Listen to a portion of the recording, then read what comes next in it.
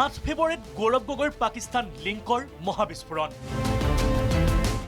সাজু গৌৰৱ গগৈৰ পাকিস্তান লিংকৰ SIT প্ৰতিবেদন। SITৰ প্ৰতিবেদনত হতভম্ব কেবিনেটৰ সদস্য। সংবাদমেলত SITৰ প্ৰতিবেদন ৰাজহুৱা কৰিব মুখ্যমন্ত্ৰীয়ে। বিপৰীতে মুখ্যমন্ত্ৰীৰ মন্তব্যৰ বিৰুদ্ধে ডেম কেয়াৰ গৌৰৱ গগৈ। SITৰ প্ৰতিবেদনক লৈ ভয় নকৰে গৌৰৱে। মুখ্যমন্ত্ৰীৰ বিৰুদ্ধে তীব্ৰ বিক্ষোভগাৰ কংগ্ৰেছ নেতা কৰ্মীৰো। মঙলবাৰে কেবিনেটৰ সন্মুখত গৌৰৱ গগৈ পাকিস্তান লিংক তথা আলী তৌকিৰ শেখৰ গোচৰ সন্দৰ্ভত SITয়ে পাৱাৰ পইণ্ট প্ৰেজেণ্টেশ্যন দিয়াৰ পাছতেই 8 ফেব্ৰুৱাৰীৰ বাবে সাজু মুখ্যমন্ত্ৰী। আৰু কেবিনেটে মুখ্যমন্ত্ৰীক অধিকাৰ দিছে যে 8 ফেব্ৰুৱাৰী তাৰিখে দিনৰ 10:30 বজাত সাংবাদিক মেল এখনৰ জৰিয়তে SITৰ প্ৰতিবেদনখন যিমানখিনিলৈকে পাৰি ৰাজহুৱা কৰিবৰ বাবে।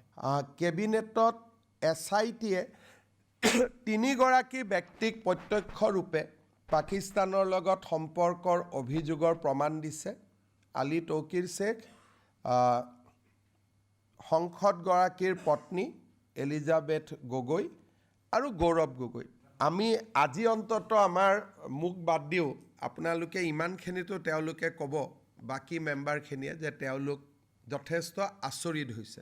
দুই এজনে মূৰতে হাত দিছে যে তৰুণ গগৈ ল'ৰা এইটো পৰ্যায়ত কেনেকৈ যাব পাৰে।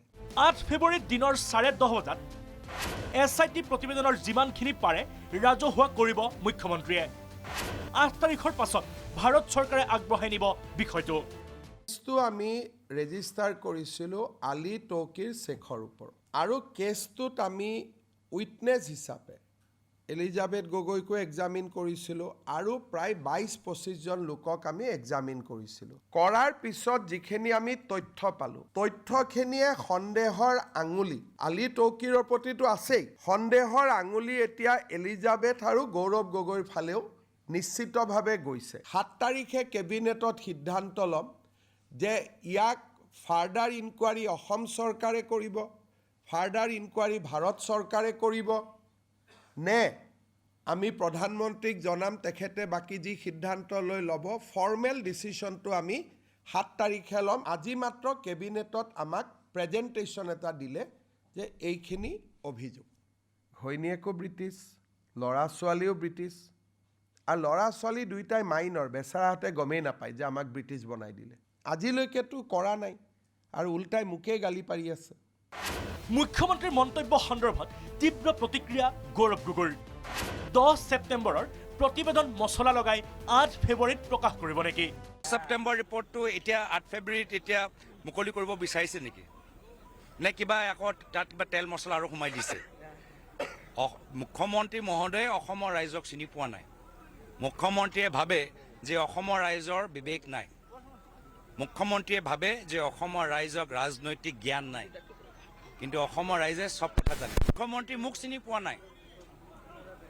মই মুখ্যমন্ত্ৰীৰ দৰে ভয়াতুৰ নহয় যে অলপ এই অভিযোগ দিলে মই দল বাগৰিম। তেওঁৰ দিনত চাওক, যেতিয়া কিবা এটা অভিযোগ আহে আছু এৰিব, কংগ্ৰেছ এৰিব, পৰৱৰ্তী দিনত বিজেপি এৰিব। তো হিমন্ত বিশ্ব শৰ্মা ডাঙৰীয়া অসমৰ ৰাইজক চিনি পোৱা নাই। অসমৰ ৰাইজক যে বিবেক আছে সেইখিনি কথা তেওঁ চিনি পোৱা নাই।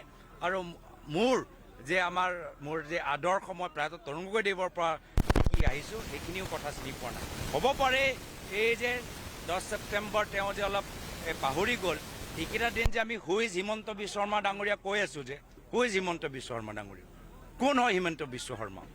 এই যে আমাৰ প্ৰচাৰ যে আৰম্ভ হ'ল, সেই প্ৰচাৰৰ প্ৰতিক্ৰিয়া হিচাপে তেওঁ আকৌ আগৰ সেই SIT কথাবোৰ কৈ আছে। 26ৰ নিৰ্বাচনৰ পূৰ্বে গৌৰৱ গগৈৰ পাকিস্তান লিংক সন্দৰ্ভত 8 ফেব্ৰুৱাৰীত মুখ্যমন্ত্ৰীয়ে SITৰ প্ৰতিবেদনৰ আধাৰত তথ্য সদৰি কৰাৰ পূৰ্বে মুখ্যমন্ত্ৰীৰ বিৰুদ্ধে সৰব কংগ্ৰেছৰ জ্যেষ্ঠ নেতা তথা বিৰোধী দলৰ দলপতি দেৱব্ৰত শইকীয়া। কোনখন পঞ্জিকা চাই কথা কৈ আছে মুখ্যমন্ত্ৰীয়ে? গৌৰৱ গগৈৰ বিৰুদ্ধে কথা কৈয়ে নিৰ্বাচন পাৰ কৰাৰ ইচ্ছা মুখ্যমন্ত্ৰীৰ। মুখ্যমন্ত্ৰীৰ ফটুৱা কথাত প্ৰতিক্ৰিয়া দিব নালাগে। গৌৰৱ গগৈৰ পাকিস্তান লিংক সন্দৰ্ভত মুখ্যমন্ত্ৰীক উভতি ধৰিলে কংগ্ৰেছ নেত্ৰী মীৰা বৰঠাকুৰেও। গৌৰৱ গগৈৰ যদি পাকিস্তান লিংক আছে, অমিত শ্বাহে ঘোঁৰাৰ ঘাঁহ কাটি আছে নেকি? কংগ্ৰেছৰ জ্যেষ্ঠ নেতা আব্দুল খালেকাৰৰ মুখ্যমন্ত্ৰীলৈ প্ৰশ্ন গৌৰৱ গগৈৰ যদি পাকিস্তান লিংক আছে তেওঁ কি কাৰণত বাহিৰত ৰাখিছে বুজি নাপাওঁ মুখ্যমন্ত্ৰীয়ে কোনজন পঞ্জিকা কোনখন পঞ্জিকা চাই পেলাই এইবিলাক কথা কৈ আছে গৌৰৱ গগৈক পাকিস্তানী বুলি কৈ তেওঁ নিৰ্বাচনী বৈতৰণি কিয় পাৰ হ'ব বিচাৰিছে পঞ্চায়ত নিৰ্বাচনটো তেনেকৈ খেদালে আৰু এতিয়া এই নিৰ্বাচনটো তেনেকৈ খেদাব বিচাৰিছে এইবিলাক একো নহয় ৰাজনৈতিক ফটোৱা কথা বুলি যিটো কয় আৰু মোৰ মুখ্যমন্ত্ৰীজনে এনেকুৱা অনবৰত আপোনালোকৰ আগত কিয় ফটোৱা কথা কৈ থাকে মই নাজানো আৰু মই আচলতে এই প্ৰতিক্ৰিয়া দিবই নিবিচাৰোঁ আপোনালোকে সুধিলে কাৰণে দিলোঁ মোক এনেকুৱা মুখ্যমন্ত্ৰীৰ ফটোৱা কথাত প্ৰতিক্ৰিয়া দিবলৈ যাতে কোনো অনুপ্ৰাণিত নকৰে সেয়াই মোৰ অনুৰোধ বিশ্ব শৰ্মাই 8 ফেব্ৰুৱাৰীত কেবিনেটত যি সিদ্ধান্ত লৈছে যে গৌৰৱ গগৈ পাকিস্তান লিংকৰ SIT একেবাৰে তেওঁ পূৰা উদঙাই দিব ৰাহুল গান্ধীৰ বডি ডাবুল তেওঁ উদঙাব পাৰিলে নেকি তেওঁতো ৰাহুল গান্ধী ডাঙৰীয়া যেতিয়া যাত্ৰা কৰিব আহিছিলে মানুহক কৈছিলে যে বাছত থকা এজন অৰিজিনেল খোজকাঢ়ি থকা এজন ডুপ্লিকেট